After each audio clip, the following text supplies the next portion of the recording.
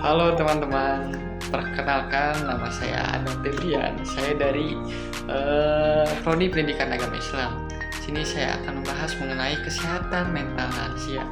Ya, pernah nggak sih teman-teman itu melihat kakek atau nenek kalian itu tiba-tiba harus mandi, terus diam aja, sering bilang sakit, tapi dokter itu bilang sehat. Nah, banyak dari kita itu bilang ya udah, namanya juga tua. Tapi sebentar, itu bener nggak sih cuma tua biasa? Yuk kita bahas. Jadi teman-teman, menurut data WHO, sekitar 10-15%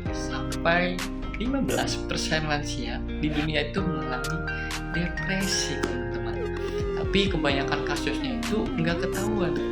Kenapa bisa terjadi? Karena gejalanya itu berbeda-beda. Kalau anak muda depresi, biasanya bilang, aku sedih.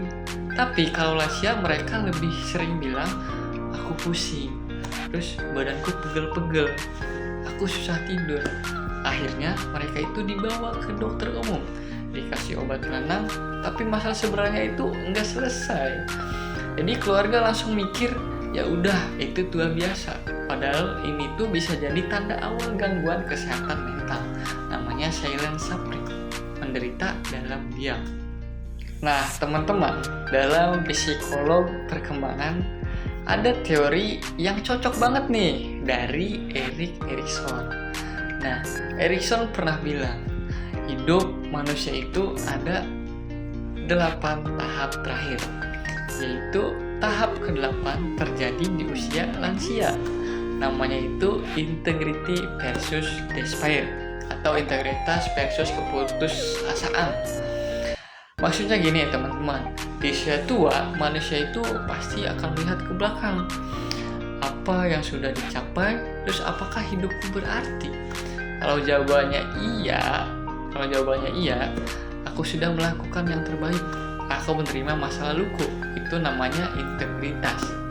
Hasilnya lansia itu jadi tenang, bijak, dan damai. Tapi kalau jawabannya tidak, hidupku sia-sia, aku sudah nggak berguna lagi, itu namanya despair, keputusasaan. Dari disinilah depresi dan hilangnya semangat hidup sering muncul. Jadi intinya teman-teman, kita harus membantu lansia menemukan makna hidupnya. Nah, lalu sebagai anak atau cucu, apa yang bisa kita lakukan?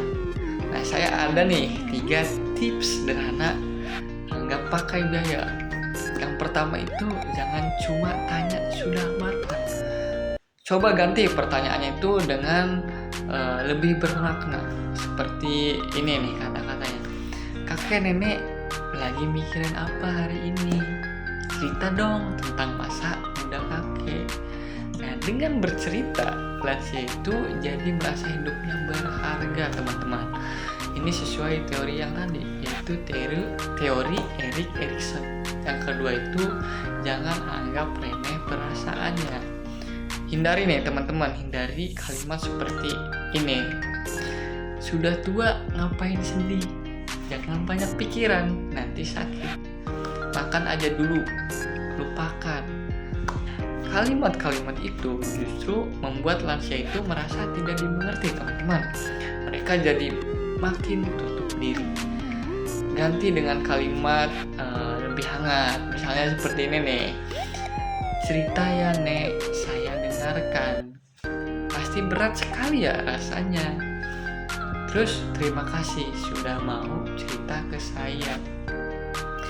Nah, dengan begitu teman-teman, lansia itu merasa dihargai, didengarkan perasaannya, tidak diremehkan.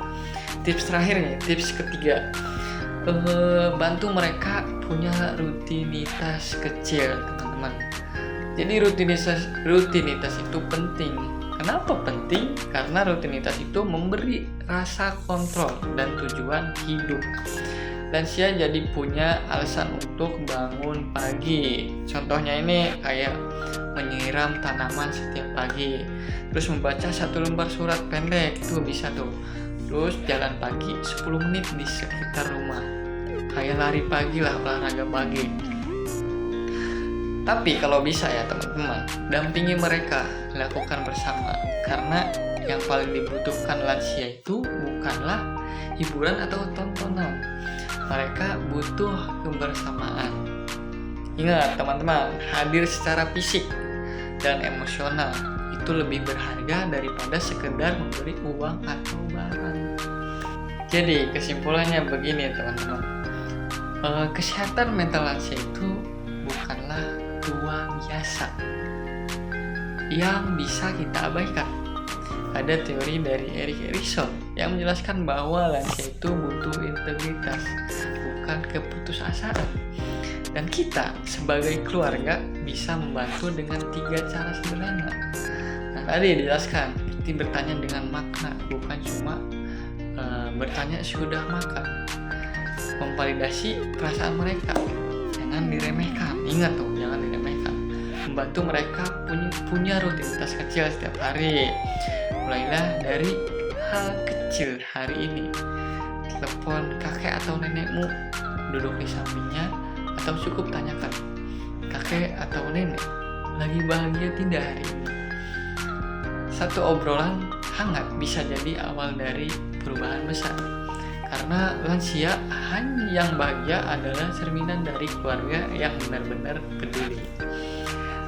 Terima kasih teman-teman sudah menonton video ini. Jangan lupa bagikan ke teman atau keluarga yang punya lansia di rumah. Sampai jumpa.